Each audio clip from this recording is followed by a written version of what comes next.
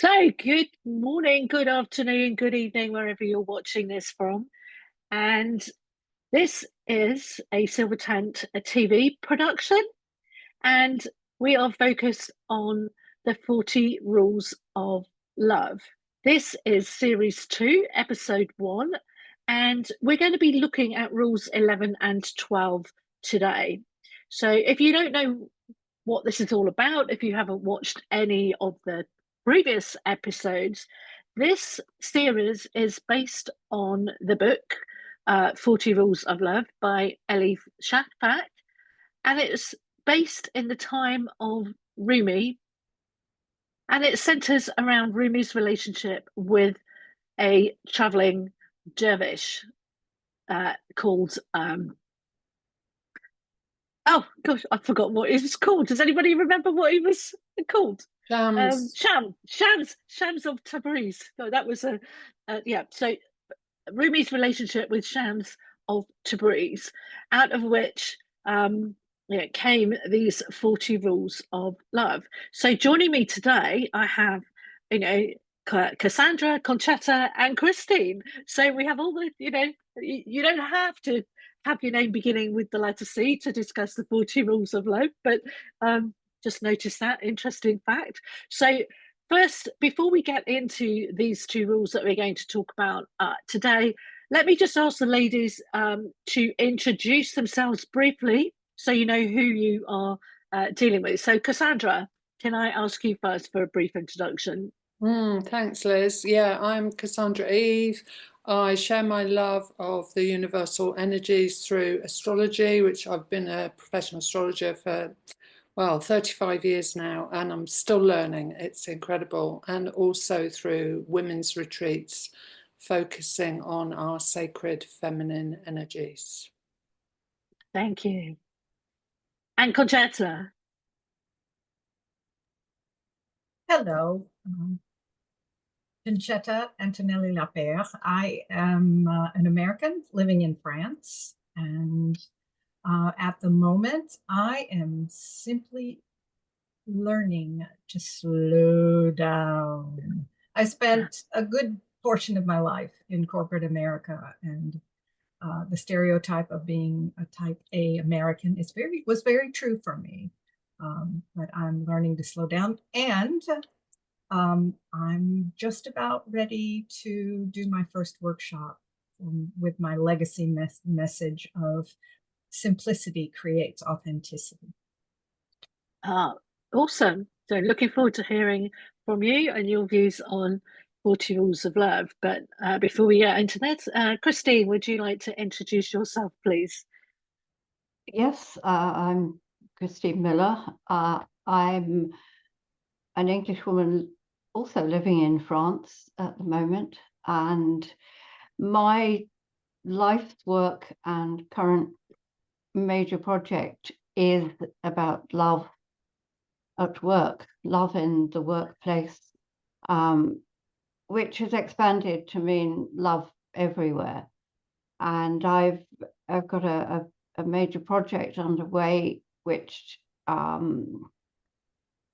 for which I've interviewed over 70 leaders and up to 500 other interested parties about what love means to them. So the premise that I'm establishing at the moment is, what does love mean? Because there are so many money meanings for love. It means something different to each of us, and it means something different in specific contexts. And it's not something that's been commonly talked about or entertained in the workplace. So I've had to do a lot of deep work on being and becoming love in order to enter what Francesca and I described as the marble palaces of the Greenwich men in the early stages. And that's where I am. I'm bringing together all the data that I have and continuing to talk to people all the time about what love means in our lives, especially in the way our world is at the moment. Okay, yeah, thank you. Very important that, and this is, I think, where I was coming from and setting out this series, because with everything that's going on in the world, I believe we need more love. We need to understand love more and have it touch every facet of our lives. So who am I? I am Elizabeth CARNEY. I am an author and a master coach. And CONCETTA mentioned legacy message, and mine is love is what lights up and powers the world. But first, you need to know how to turn it on. And so I have a mission of helping people to find that love within themselves, to understand that it begins as an inside job, and that then through loving yourself, it's possible then to send love outwards. So that's part of my mission with my coaching programs. It sort of filters into all of it. But anyway, let's have a look at the first rule that we are going to look at today. So this is the first rule from Shams of Tabriz, rule number 11. And what he says is, the quest for love changes us. There is no seeker amongst those who search for love who has not matured on the way. The moment you start looking for love, you start to change within and without. So I'm going to stop sharing now so that we can focus on whoever is speaking. And I'm going to go first to CONCETTA and ask the question, which I would ask all the ladies to answer. How does this first land with you? What's your first impression of this particular rule? Well, I will agree that the quest for love changes us. I had a response that I started thinking about my quest, and from maybe not so much my beginning, but how love for me has evolved. Teenage love is quite different.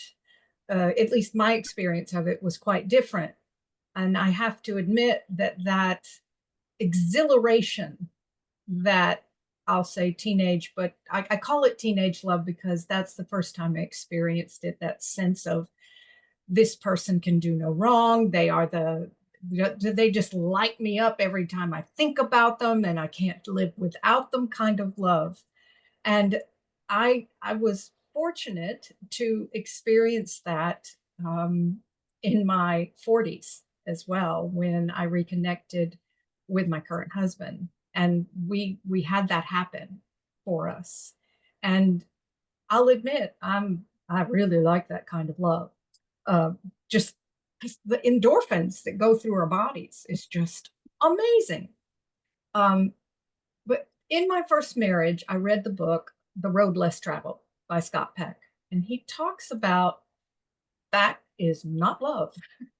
And so when I read this rule, I began to think about, of course, the moment we start looking for love, I started changing. I mean, I wanted that experience more and more and more. And so I became more and more aware of how fleeting the teenage love is, and the early love is. And when I began to, I guess I'd call it mature love, and I began to realize that love with another person over time means something different. And so it has. I'll agree that it has changed me. And when I put that idea out into the world, and particularly at this moment where I have discovered a new level of, I don't know if I really want to say rage, but anger at what is happening in the world. And I find that each time I go into that side of the infinity symbol, and I can feel that volcano starting to erupt. It's not that I want to tamp it down, because it's important, I think, to feel those things. But when I come back over and put some love in there, and project it, it changes me again. So that's how I can see it applying in the world, is that I may not necessarily be able to impact the global, like I can see that I have impacted the leaders in some way, but I know that if I turn this inward and apply the love in here to any place where there isn't any, then I am changing the world. So that's my view on this. Awesome. Absolutely. Yeah, I totally resonate with that. The teenage love took me back, remembering all of that. But also, you know, whilst we may not feel that we're impacting the world, I figure that the more actual love there is that we're experiencing, then it is going to impact the world somehow, just one little piece at a time. So yeah, moving on. Christine, how would you respond to that question? Your first thoughts on this particular rule?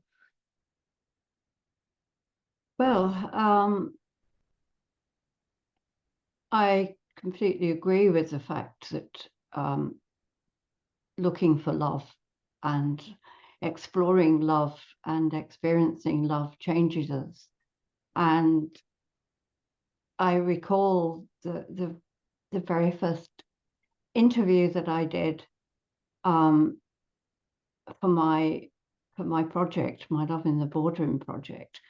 I'd been told I work as a consultant and a coach to leaders, and I was doing some boardroom coaching in a charity with a colleague, some of you may have heard of, called John Whitmore. And I had the audacity to mention love in the boardroom of this charity. And to me, it didn't seem like audacity. But afterwards, John said to me, Christine, you can't say love in the boardroom. It scares these people. They're terrified of it. They're not sure what you mean by it. And it's a 4-letter word. You can't say it. And one of the things that I found through my life is if someone tells me I can't do something, I'm likely to say, well, just watch me. And that was one of the triggers. And as I went to talk to someone who was a relatively sympathetic person, who is head of a board on another occasion, and he was the first interview, I discovered that in order to create the atmosphere where I could ask these questions, which are quite challenging, about what love means to people, I had to be that presence of love.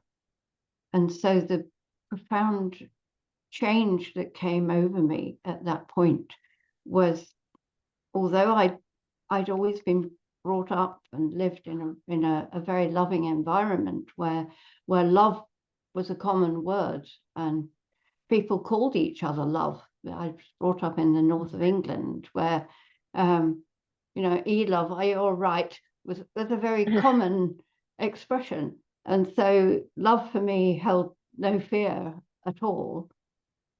But I found that it's very much a question of changing the energy, of having that calm, loving energy that exudes.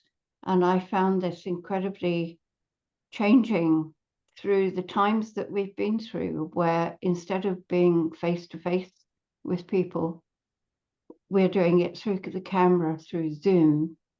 And how do you create love through the camera? How do you create love in a remote environment?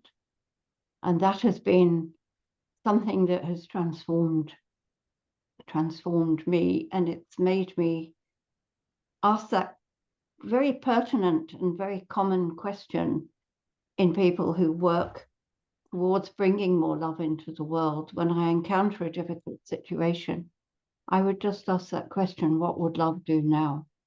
What is love? What am I as love doing now? And in itself, that is a hugely transformative attitude, a hugely transformative, more than a belief, but an essence of the self that transmits to others. So I wholeheartedly and with all my soul agree that love is a transformative entity, and it's far more than just a word, it's far more than a value, it's a way of living and being.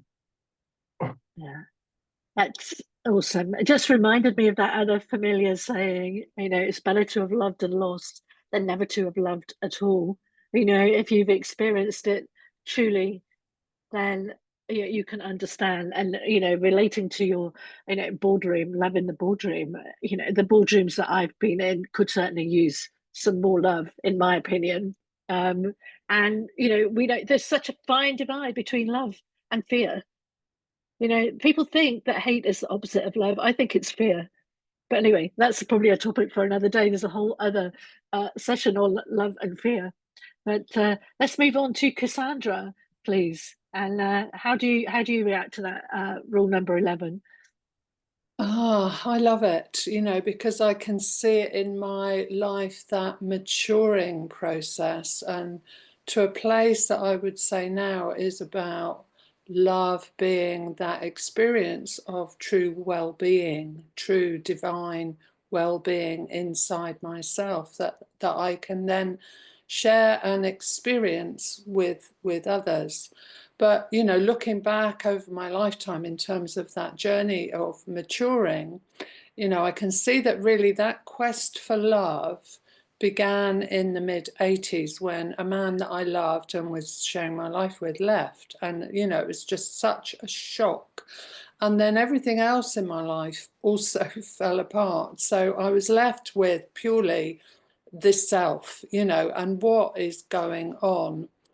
And what happened at the time, and I can, if I look back, I can see I experienced it viscerally, that rather than looking out there for love, my consciousness turned inside, and it was like I started to look inside myself for what that might be. And the journey took me through spiritual teachers, community, and so on. And I can see how through a lifetime, I was discovering that connection to love inside myself in different ways because of different ways that transformation was calling me. So right now, that quest for divine well-being is about the love of my body in my body, because that's where the challenges are on that physical level. So my experience is that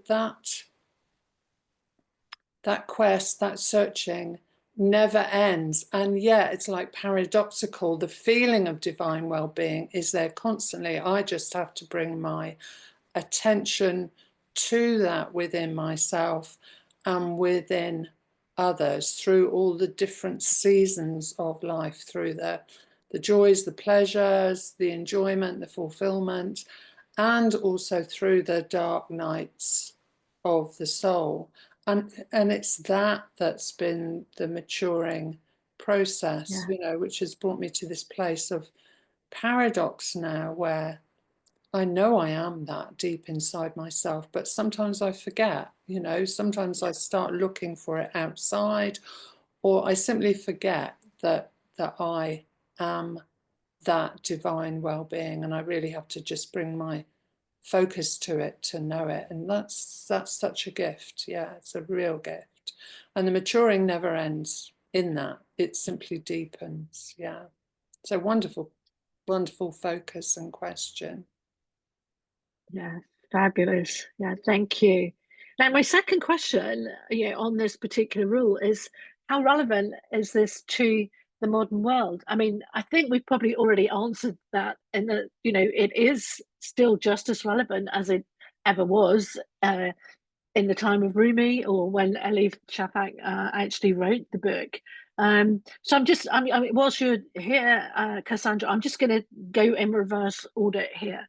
Any before we go on to the second one we're going to discuss today. Any thoughts on relevance today? I think we probably already answered it, but briefly, anything else to add? Absolutely, because you know, I tend to, because of my work with astrology and the universal energies, I tend to focus on frequency rather than form, rather than physicality. So I know without a shadow of a doubt in myself that the more loving I am in my relationship to myself and others and the world, that is feeding the collective of humanity with that love. It's really simple in terms of that, as far as I'm concerned. Of course, the action of that and doing that isn't always simple, but nonetheless, that's the way I see it happening. It's being love feeds love in the whole. Absolutely. Yeah, I agree with you, because I work a lot with frequency as well. And, you know, I've done some little experiments and, you know, observe it actually happening. Yeah. And even I've seen they've done experiments in schools with plants, and one plant they talk lovingly to and tell the plant they love it, and the other one they're nasty to and tell it, you know, how horrible it is and call it names and everything. And the results after, you know, a few weeks are, you know, one plant is thriving and the other one is practically dead and drooping and sad.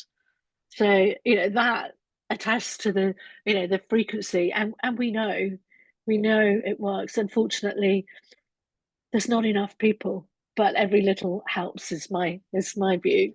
Absolutely. Okay, so thank you, Cassandra. So reverse order. So Christine, any other thoughts on Rule 11 and its relevance today?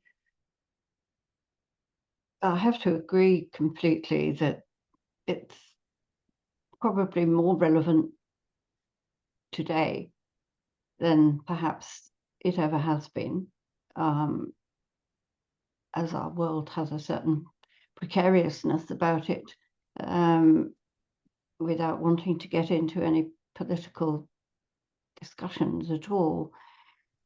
I agree about the frequency, that we are all immensely powerful in terms of sending out from within ourselves to connecting to the frequency of love and transmitting it. And I know that Lynn McTaggart did an experiment with love and love letters way back in about 2006, where the effects of sending waves of love had quite profound effects on people's health and well-being.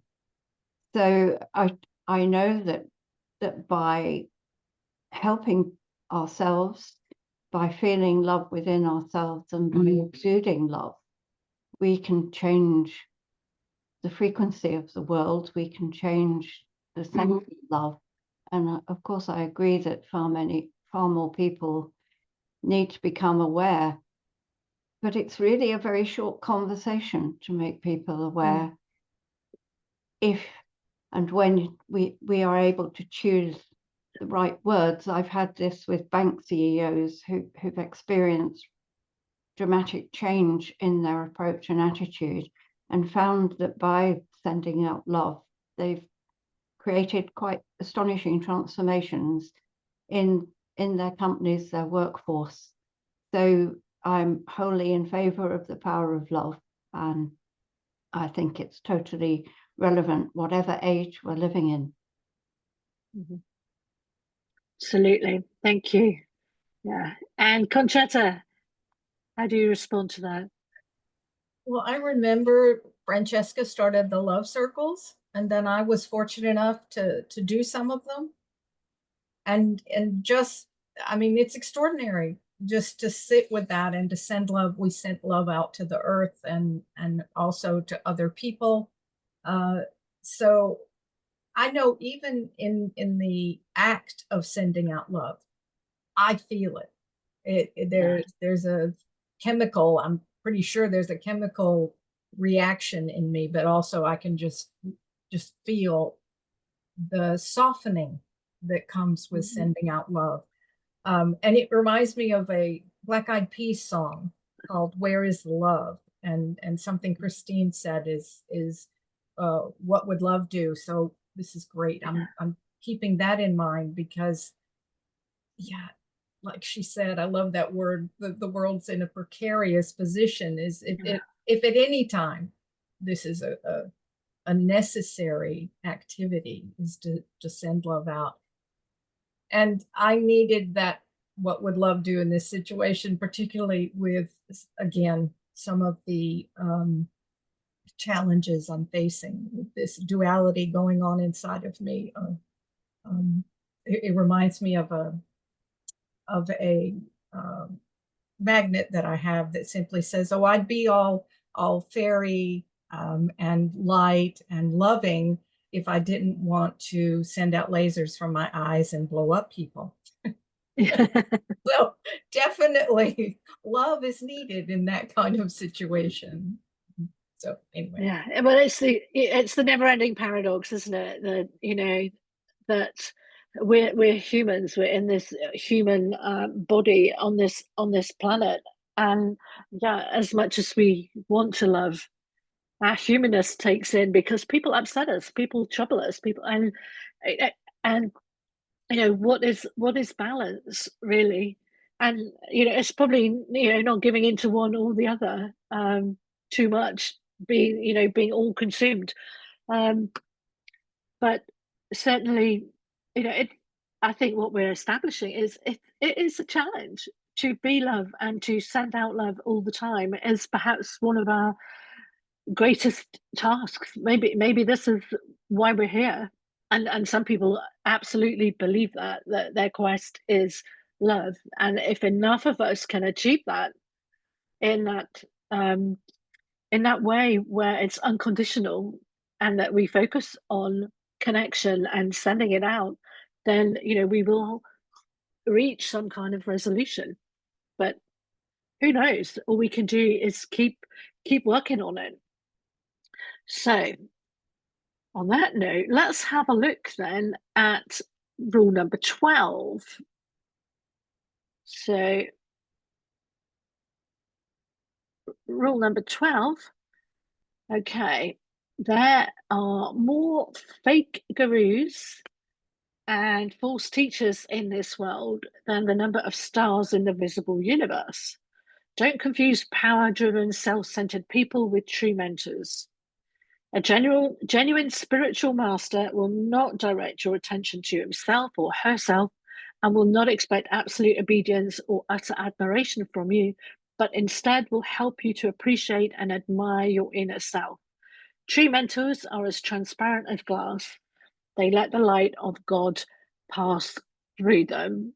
So, you know, whether we are talking about God or whatever you believe in, you know, I think, you know, what that is alluding to is, you know, letting the light of love pass through and being transparent with it. But let's, I know Cassandra mentioned to me earlier that you had quite a lot of thoughts on this particular one. So I'm going to start with you for your first thoughts on rule number 12, please. Yeah, there's so much I could say, and I love that sentence. True mentors are as transparent as glass. So yeah, I spent 20 years in spiritual community, 13 years with one particular teacher who's a male, and learnt so much about the kind of guru, spiritual teacher, the disciple, you know, relationship, student relationship. And it's endemic in our human system, I think, the role of power and victim. Yeah. You know, all relationships have elements of that power and victim. And for many human beings, myself included, when I was less conscious, that role playing of victim is very strong because we're not taught anything differently. We're not taught that we are powerful co-creators with life, with consciousness. We're not taught that. And maybe that's changing now. So my journey was interesting in that I would always receive the inner calling to a particular teacher before the physical. Yeah.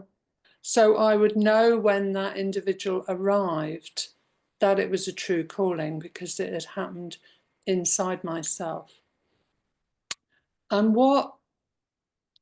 there's so many things I could say about this. I think the important thing to focus on is that student guru master relationship is changing.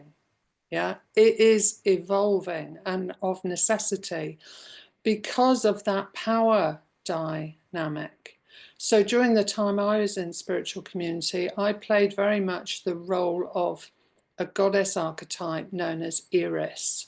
And Iris is the goddess of chaos or disruptor. She's the disruptor energy. And you may know her through the myth of the golden apple, you know, because she threw the golden apple in amongst the gods and goddesses, you know, with the writing on it saying to the fairest. And what had you know, penetrated the illusion of these heavenly beings, because they were all fighting over who was the fairest. So, you know, she's a bit of a balloon popper, Iris. And so my quest when I was particularly in my last spiritual community for 13 years was always to challenge that spiritualizing perception of enlightenment. It's like, because my quest was, well, what does enlightenment mean in our humanness? And many of these spiritual teachers, mothers and masters have received the grace of enlightenment, whatever that means. Yeah. So the direct experience of going beyond body and mind into our divine being that we all are. But then the quest, of course, is to live it. Yeah. And what tends to get forgotten in my experience is that these people, these individuals, are also human. They have their humanness. And my teacher that I was with for 13 years would reveal that humanness in his relationship to us. But also I was able to see, and I can only speak for myself, the mirror, the reflection of my divine being, of the truth that I knew in myself. So the first meeting I had with him, I experienced that what he was speaking was coming directly from my heart. It was that strong a mirror, and that was the calling, that was the pull for me to enter community. And yet in that relationship, I also had to face every father issue that I had because he was male. So that lack of love that I experienced with my father, I experienced through this guru. Anywhere I put him on a pedestal as the father, the God, you know, so many different layers in that, he would either pull himself off that or I would pull him off it.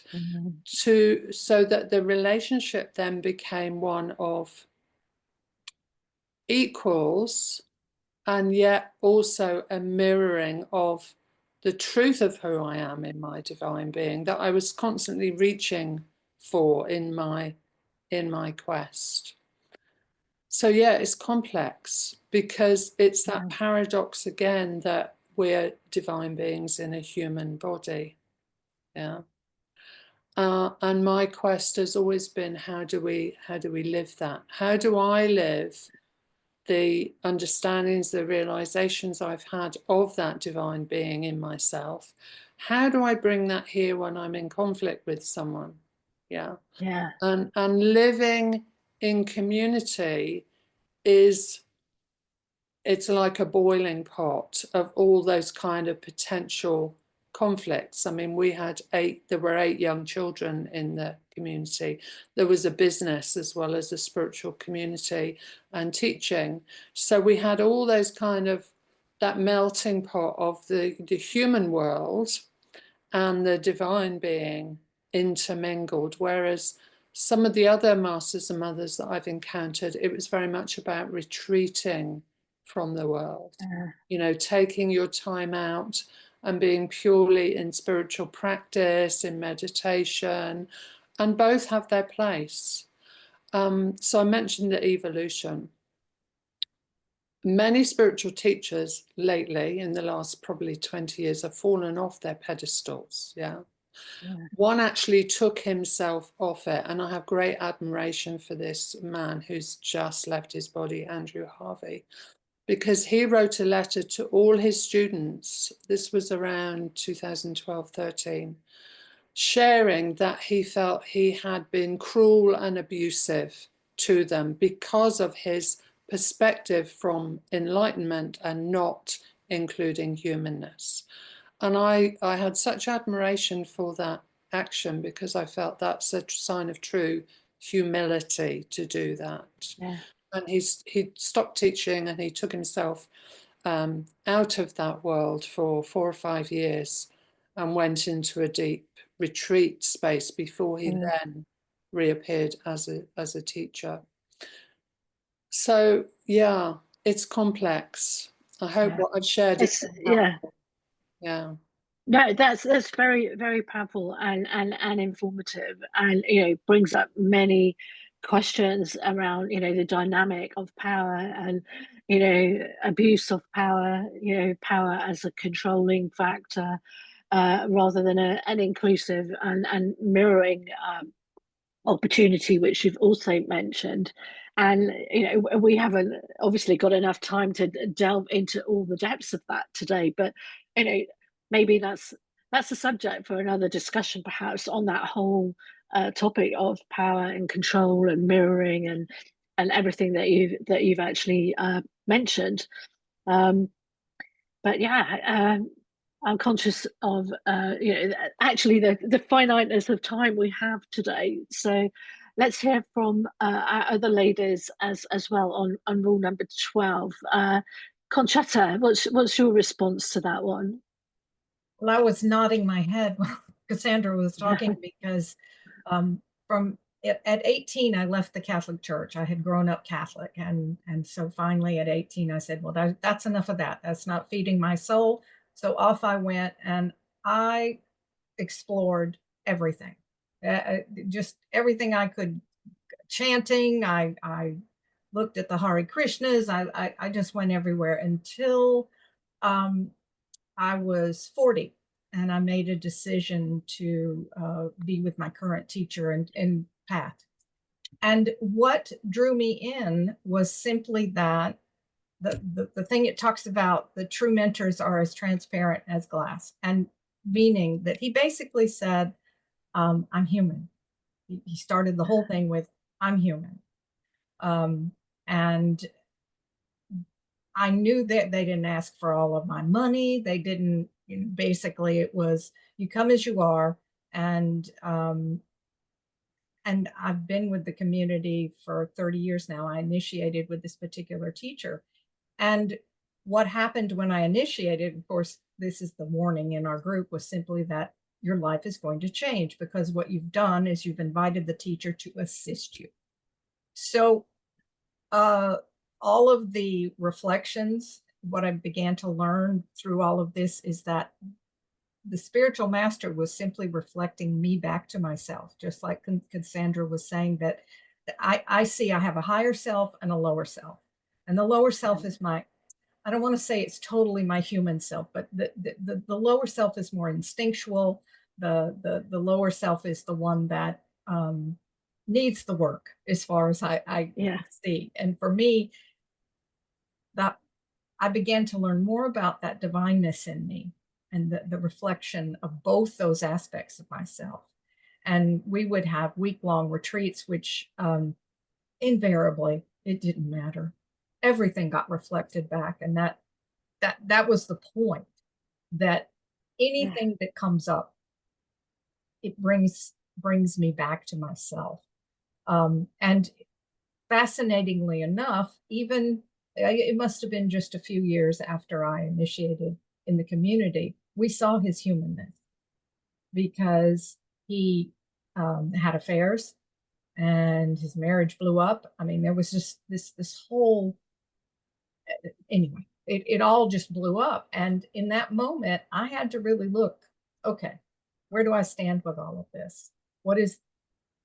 Can I look at that as a reflection of myself as well? That, yeah, he's human. No matter what, that's where he starts, is as a human. So I have to like give a high five to this rule, because I have seen it apply in my life. And yeah. So there. And you know, I take from that also, you know, the mirror, the reflect, you know, as transparent as glass and all the rest of it. And if we are, you know, seeing true authenticity, the true human in there, then that can only be bringing us closer to love, the self-love and all the rest of it, because we're not hiding. People, you know, other people are not controlling us, but they are facilitating that ability to see what is within and also without. Because I'm a big fan of the requirement to be authentic as well. I mean, requirement's not quite the right word, but when we truly know who we are, and you know, we can be our authentic selves, then we are starting to embody love, because if we believe we can be authentic, then we are able to love ourselves, and obviously the rest follows on. But yeah, thank you for that. And Christine, how do you respond to rule number 12? Well, I was also brought up in the Catholic faith, and left, I suppose, it didn't leave completely until I was in my 20s, and what triggered the leaving was a kind of hypocrisy that I encountered, which is that I was getting married, and my husband, to whom I'm still married, had been divorced, and there was this thing that the Catholic Church doesn't acknowledge divorce, and didn't acknowledge that he had been married in another faith, but wouldn't allow us to get married in church. And this hypocrisy was kind of the last straw of inauthenticity and contradiction. And so from then on, I had my inner faith and my beliefs, and moved very much away from the Catholic Church and from any formal religion. I suppose I became a bit of a nature goddess, and all kinds of spiritual experiences that I had had since childhood, in terms of my energy and the way I feel other people and emotions, and that sense of truth and authenticity about people. And I've never been part of a what might be described as a spiritual community in the way, for example, Cassandra and Concetta have spoken. But I did spend and have spent a lot of time with the Brahma Kumaris, and Daddy Janki, who was the head of the Brahma Kumaris for many years. I was fortunate enough to meet her and spend quite a lot of time interviewing and talking to her. And I was on retreat in India, and she had an ability to kind of see to the core of you and see who you truly were. You felt that you opened up as the soul in her presence. And on this retreat, there was a great deal of self-searching and self-realization. And then one evening, all of a sudden, this call went up. The daddies are dancing. The daddies are dancing, and all the senior sisters of the center were in the big dining room, and there was music playing, and they were all dancing, and it was as if they were very much like the light of God was passing through them, and they were truly transparent. And it was a very, very, it was a transporting experience and transformative experience for all of us.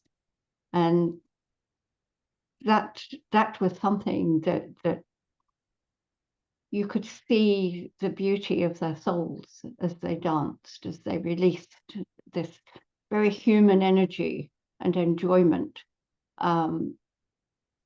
somewhat away from the more aesthetic tradition that they might have in their everyday lives. And another guru who brought me to that kind of feeling was Sadhguru, when I spent some time with him for an interview, and he kind of rendered me speechless. There was something so transparent about him at that time. I know there are questions about him, as there are about so many, but at that time, that connection and that transparency, again, he had, to me, the light of God passing through him and was as transparent as glass. And I suppose it's something that I would aspire to, is to have that inner authenticity and sense of self, coming from self-love, coming from self-appreciation, and appreciation of the other. I would hope that the other person can sense the great value that I place on them and their truth and authenticity. So whilst I don't and haven't really adhered to any gurus or traditions, I feel that it's all within me and something that I can share from my heart and soul. Fabulous. Yeah, I totally agree with that too. I mean, it's confession time. I was also brought up Catholic, and I have looked at a few churches here, but I haven't been inspired to go back in. And I find it very difficult and very controlling and very, I used to have incredible arguments with my father about corruption in the Catholic Church, and as I perceived it, and various other matters, which we clearly never agreed on. And I actually chose not to get married in the church, because I just thought that would be hypocrisy. It just didn't make any sense. I got married in a beautiful part, in a nature reserve, actually, in the Everglades. And there were like 40-foot tall trees there. And of course, my mother comes out afterwards. I didn't tell any of the family till afterwards. That's another story. My mother came out and she's like, your father's not very happy with you because you didn't get married in church. And I went, I'll take you to where we got married. And we went there, and I stood and I went, just look at this. This is nature. Look how awesome this spot is. Look up there and you can see the sun and the sky. Just look at how beautiful this place is. Now, isn't this God's earth? She's like, yeah. And I said, so I got married here. I am not contained by bricks and mortar and having a building around me. I'm right here in God's earth. She said, oh, I see what you mean. I'll go back and tell your dad that. And he actually accepted that. Although he was very, very religious. He was a month off taking holy orders. So he spent a lot of time in the seminary in Rome and various other places. It wasn't because he met my mom. He hadn't met her then. But that was, to him, I believe, a moment of enlightenment, because I basically said, I don't need bricks and mortar and a roof around me. I am here. If God created this earth, then here I am in it. I don't want those boundaries, because that's, to me, what they create. And it was something that was quite illuminating to see how he shifted on that one. But well, there wasn't any comeback, basically. So it is fascinating. But I think this, in conclusion, it takes us to the whole, any communities with leaders, whether they be, typical religious organizations or whatever, I believe, they've got these barriers. They're not transparent. There's somebody in power, there's somebody in control. There's always, to me, other purposes, which then does not fit with that rule of love. And for me, it's one that, it should be transparent. It should be about the other, and not about needing to control the others. That's my perspective on it. And I'm conscious also of the time here. We have a few minutes, so last words from any of you ladies on either of those two rules. Yeah, Concetta. Well, it just brought to mind the last thing you said. Perhaps that's where any love needs to be applied, because power is intoxicating. And okay, let's face it. I said at the beginning, the teenage love where the other person's adoring us. I mean, I have to admit, oh, that's great. That feels good. I don't like to admit that there's an element there, but I can see how the intoxication of power is misused. And so perhaps that's where love needs to be applied, is come back. As Christine said earlier, what would love do? Yeah. That's indeed. Yeah. Okay. What indeed would love do? So, Christine, Cassandra, anything else to add there? Yeah, just briefly, as we were sharing about that last rule, I was recognizing again that anyone can be a teacher to us if we have an open heart and the humility enough to actually look and see what's happening here. So maybe that role of teacher-student that I experienced in my life, maybe that's not needed in that way anymore, although I give huge heartfelt thanks for that, because it's been part of the making of who I am now. Yet we're changing, so having that awareness of anyone can bring that moment of enlightened awareness to it is very powerful. Absolutely. And I'd just like, if I may, to bring in something that Martin Luther King had said about love and power, and the fact that love without a certain element of power is weak and anemic, but power without love is brutal and unfeeling and inhuman. So I think the fact of learning more about how to wield love with a certain power, but with humanity and kindness and caring, is something that is what needs to be exemplified in the world, so that the power of dictatorship recedes and we embrace a more communal, caring power that genuinely honors the humility and the essence of all beings. And by beings, I include not just human beings, but the being of Earth itself and all upon it. Wow. Because that's something that's been lost and is particularly obvious at the moment. Yeah. Absolutely. Well, thank you. Thank you for that. Thank you all, ladies. Another awesome discussion for this first episode of the second series, and look out for the next episodes. So I think on that note, I'm going to bring this to a conclusion.